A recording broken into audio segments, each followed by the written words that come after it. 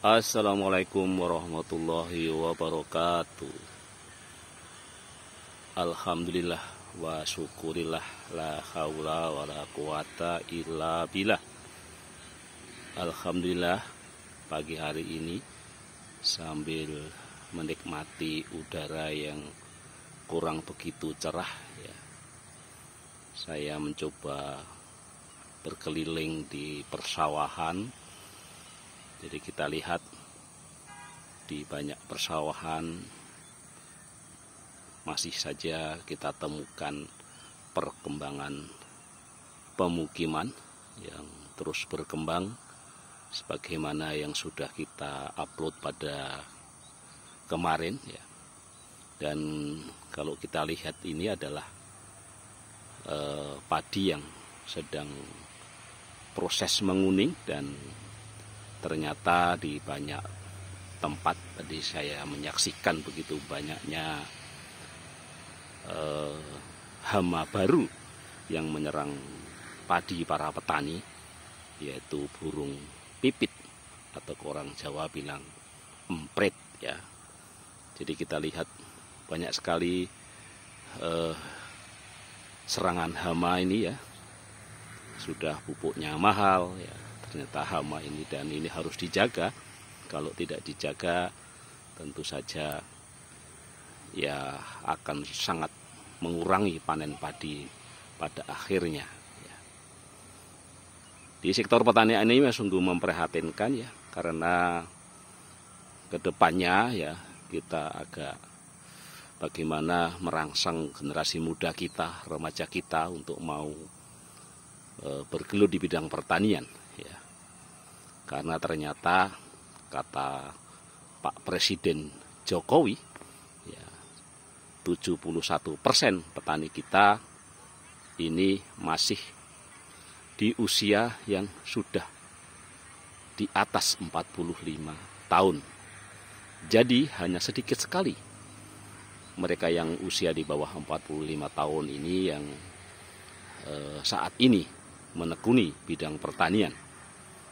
Dan tentu saja makin tidak menarik ya, karena banyak hal ya. Satu penelitian menyebutkan ada setidaknya 5 alasan mengapa remaja tidak mau menjadi petani atau bekerja di sektor pertanian.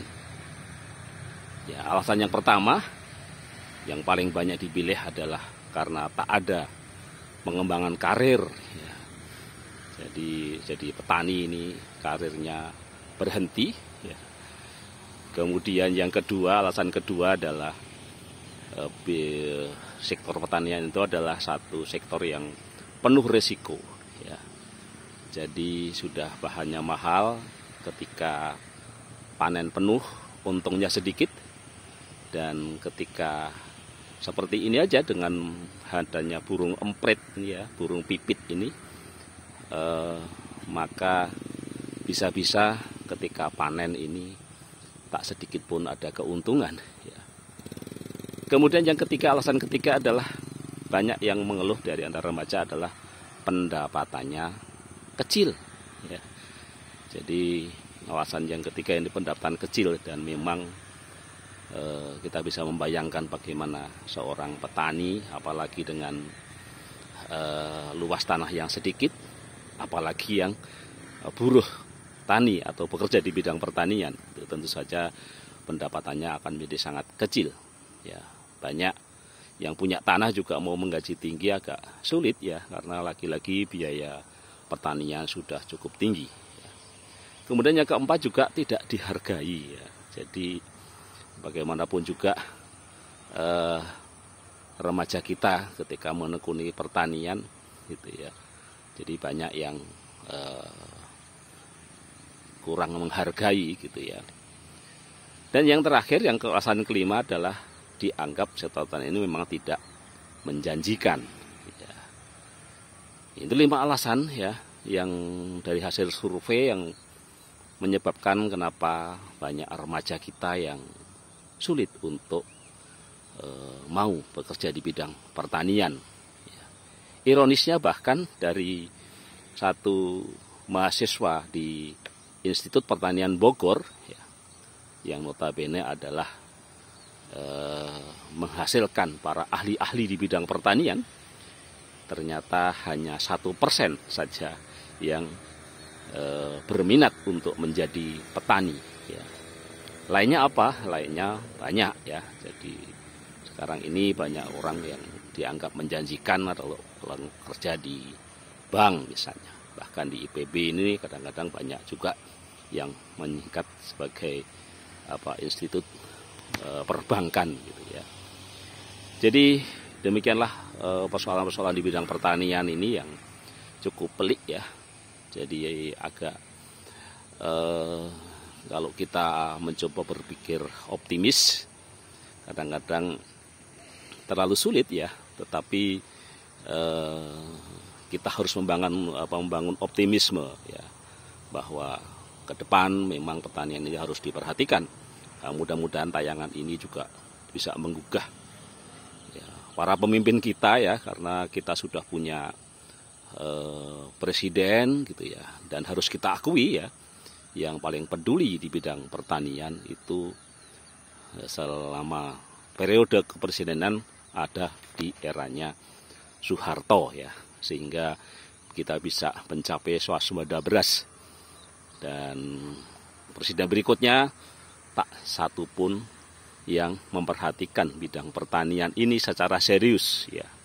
Bahkan Presiden SBY yang notabene doktor dari Institut Pertanian Bogor, sektor pertanian tetap saja kurang menjadi bahan perhatian. Ya, konon dengan Presiden Jokowi pun juga yang sebagai ahli kehutanan gitu ya, tetapi perhatian terhadap sektor pertanian ini nampaknya juga masih kurang diperhatikan. Mudah-mudahan untuk ke depan kita bisa mencari pemimpin, ya, baik itu presiden, gubernur, bupati, dan juga pemimpin-pemimpin yang kecil untuk bisa peduli di bidang pertanian. Karena ketahanan pangan itu juga adalah ketahanan negara. Dan ke depan krisis pangan itu sudah ada di depan kita. Sekian laporan untuk pagi hari ini ya. Salam sehat, sehat fisik, sehat badan, sehat mental, sehat sosial, dan sehat spiritual. Wassalamualaikum warahmatullahi wabarakatuh. Mari kita teruskan jalan paginya.